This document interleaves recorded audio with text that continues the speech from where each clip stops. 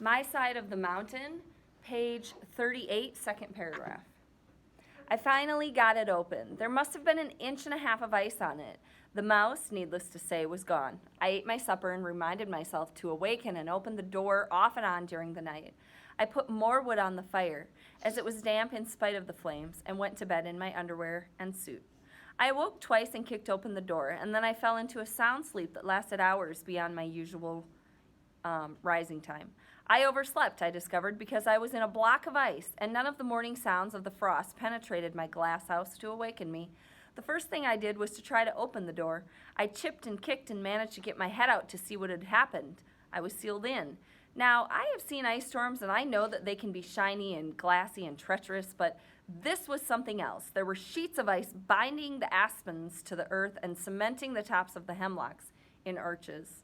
It was inches thick. Frightful winged out of the door and flew to a limb where she tried to perch. She slipped, dropped to the ground, and skidded on her wings and under coverts to a low spot where she finally stopped. She tried to get to her feet, slipped, lost her balance, and spread her wings. She finally flapped into the air and hovered there until she could locate a decent perch. She found one close against the bole of the hemlock. It was ice-free. I laughed at her, and then I came out and took a step. I landed with an explosion on my seat like he fell. The jolt splintered the ice and sent glass-covered limbs clattering to the earth like a shop full of shattering crystal. As I sat there, I didn't dare move because I might get hurt. I heard an enormous explosion. It was followed by splintering and clattering and smashing. A maple at the edge of the meadow had literally blown up. I feared now for my tree. The ice was too heavy to bear. Do you remember when we had an ice storm a few years back and branches were just breaking off and trees were falling over? It's just like that because the ice is just so thick and heavy, too heavy for the trees. While down, I chipped the deer flap clean and sort of swam back to my tree, listening to trees exploding all over the mountain.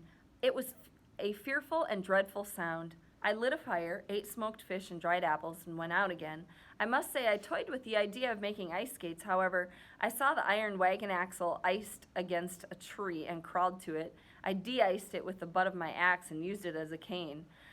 I would stab it into the ground an inch along. I fell a couple of times, but not as hard as the first time. Frightful saw me start off through the woods, for I had to see this winter display, and she winged to my shoulder, glad for a good perch. At the meadow, I looked hopefully for the sun, but I didn't have a chance. The sky was as thick as Indiana bean soup. Out in the open, I watched one tree after another splinter and break under the ice, and the glass sparks that shot into the air and the thunder that ice made as it shattered were something to remember. At noon, not a drip had fallen. The ice was as tight as if it had been at dawn. I heard no nuthatches. The chickadees called once but were silent again, and there was an explosion near my spring. A hemlock had gone. Frightful and I crept back to the tree. I decided that if my house was going to shatter, I would just as soon be in it. Inside, I threw sticks to Frightful, and she caught them in her talons. This is a game we play when we are tense and bored. Night came, and the ice still lay in sheets. We slept to the occasional boom of breaking trees, although the explosions were not as frequent. Apparently, the most rotted and oldest trees had collapsed first.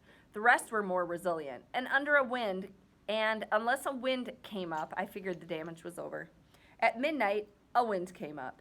It awakened me, for the screech of the ice limbs rubbing each other and snapping of the ice were like sounds from a madhouse. I listened, decided there was nothing I could do, buried my head under the deer hide, and went back to sleep. Around 6 or 7, I heard Barometer, the nuthatch. He yanked as he went food hunting through the hemlock grove. I jumped up and looked out. The sun had come through, and the forest sparkled and shone in cruel splendor. That day, I heard a drip, drip begin, and by evening some of the trees had dumped their loads, and they were slowly lifting themselves to their feet, so to speak. The aspens and the birch trees, however, were still bent like Indian bows. 3 days later, the forest arose and ice melted, and for about a day or so we had warm, glorious weather. 3 days later, the forest arose, the ice melted. I said that, okay? The mountain was a mess. Broken trees, fallen limbs were everywhere.